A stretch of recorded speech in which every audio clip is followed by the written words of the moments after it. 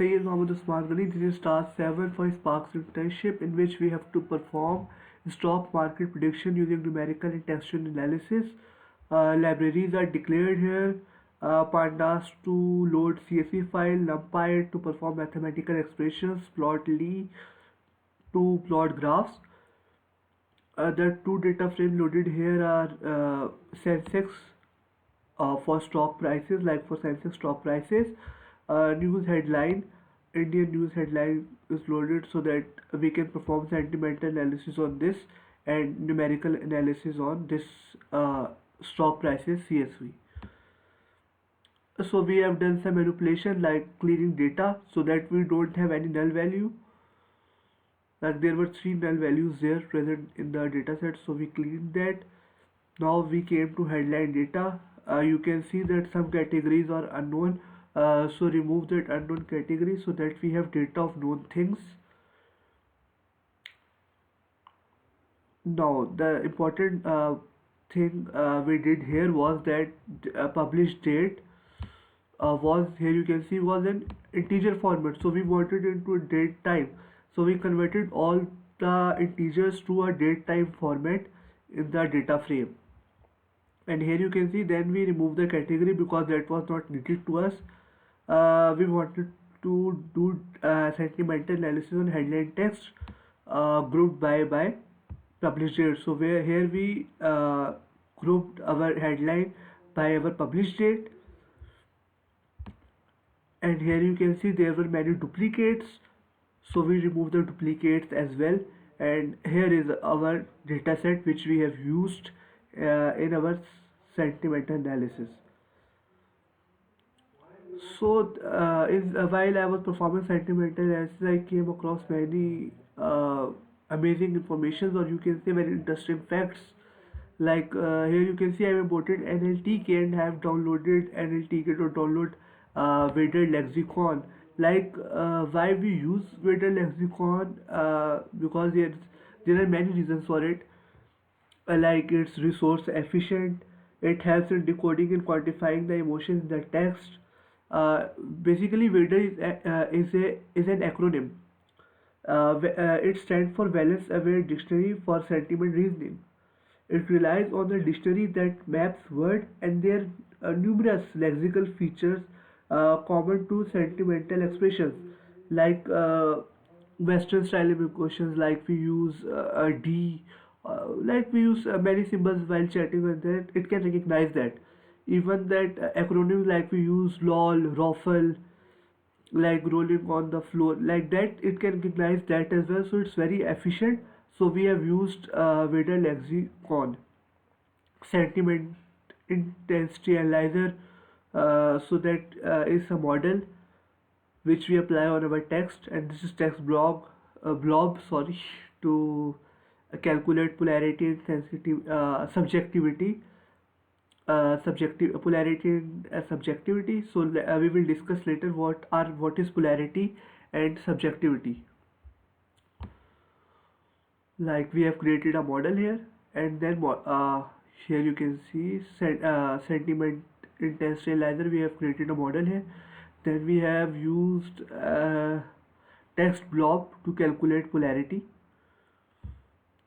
What polarity is that is a measure of how positive or negative or neutral a statement is. And here see that its code tells us that how positive or negative our statement is. Subjectivity, it's a measure of a statement is that is it factual or it is based on personal opinion. uh, like the factual statement is called objectivity. If the value is close to zero, it will be a objective statement rather than being a subjective statement. By subjective statement, it means that it's your personal opinion, or it's just an emotion, and just a judgment by a person. So a statement close to zero is objectivity, and a term close to one is subjectivity.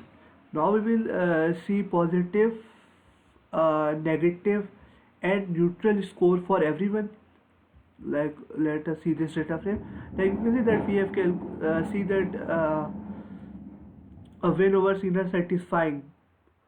So here is see that this rates that this is positive 0.2.97, negative score is 0.230, and it's a neutral statement 0.473. Like it's given it a higher score on neutral, like it's a neutral statement. It's not like it's a positive or a negative, it's a neutral. Now we will see some trends. Like here you can see that we have seen the stock closing point here. So you can see that first the stocks were not performing very well till March. Then there was a slight increase in the stocks,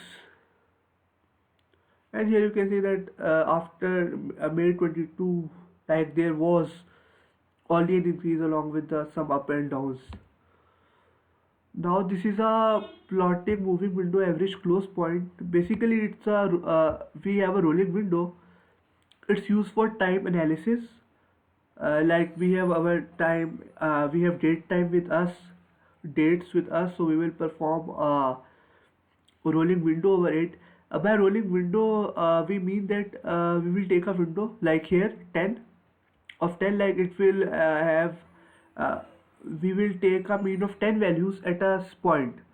Like let's suppose, let me give you an example. Like in you can see here the blue line is the image. Let's suppose I'm on April 20. April 20 must have a closing point because we have no null data, so it would have a point. So there would be a close point on April 2020, and before that there may be 9 points before it. So it will add those 10 points and will divide it by 10, like it will take an average of the value present on April and 9 values before it.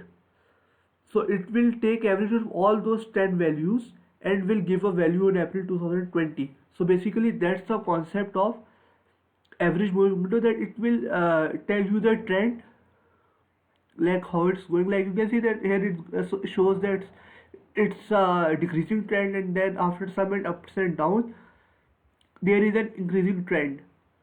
Like it's given just an average value of the closing point on a single point, single date to be more precise.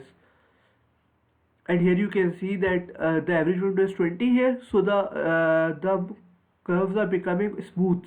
Like now they are covering a large range of points. First they were taking average of 10 values. Now they are taking average of 20 values. So this is just sake of some analysis, like what is a rolling window.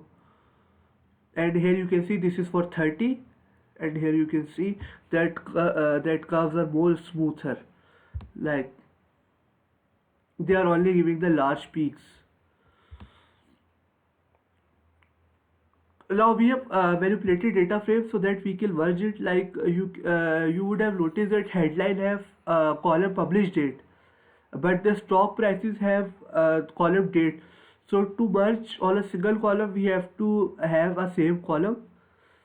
So that's why I renamed the published date to date. So now both the data frame have a have a common column, that is date.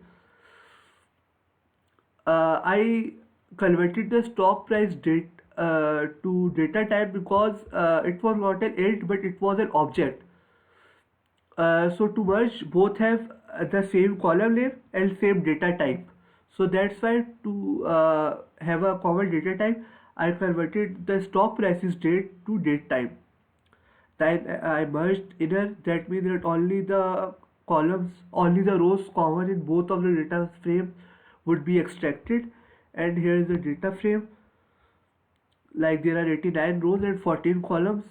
So we will only keep the column that we are interested in, and that is close point, polarity score, subjectivity score, negative, neutral, positive, and compound score. Now the step we have always been performing, like loading a model and then training it. Before training we will uh, split the data like into training and testing set. But before training testing, we have to see the features. Here I've created the features. One is basically I have not included close point because we have to predict it. So other than close point, all the columns are our features. So it would be a 2D array. Features is always a 2D array, and here is labels, which is our close point. So it is a 1D array for the sake of argument. Like I have also shown here the shape. Like you can see, it's a 2D array, and here the Y is the 1D array. It's just the 5 element. I have just shown up to the 5 element. Here we have preprocessed data by 80-20 rule. Like here the test size is 20% of the training set, and our training set is 80% of the data set. I have created a tree regressor model, and it's just say for that, is it a model useful for, would be useful for us, or it's showing that yes, it is efficient enough to perform on our testing set. So I predicted data on my testing set, and then I this is visualization for sake of comparison. Like what is the difference between actual and predicted closing point. To visualize, like you can see that many points are close but many points are far away as well. So the main absolute error is 2854. So then I used another model like random forest regressor to see that how it performed on that data set. Then I predicted the value, compared it. Like let me show you comparison. Like here I showed the comparison, and then I evaluated the model, and here you can see that it's 2487. The mean absolute, it's less than the value here. So this means that random forest regressor perform better than decision tree classifier on this dataset. Uh, we can have one more observation. Like you can see that the features used here are not on a same scale. So to improve result further, you can use standardized scalar like I've used in k-means clustering in task 2. I had a shortage of time, so I did not perform standardized scalar. So if you want to improve your results, you can use it. It will give better accuracy for both random forest regressor as well and decision tree classifier as well. Thank you for watching this video. Allah Hafiz.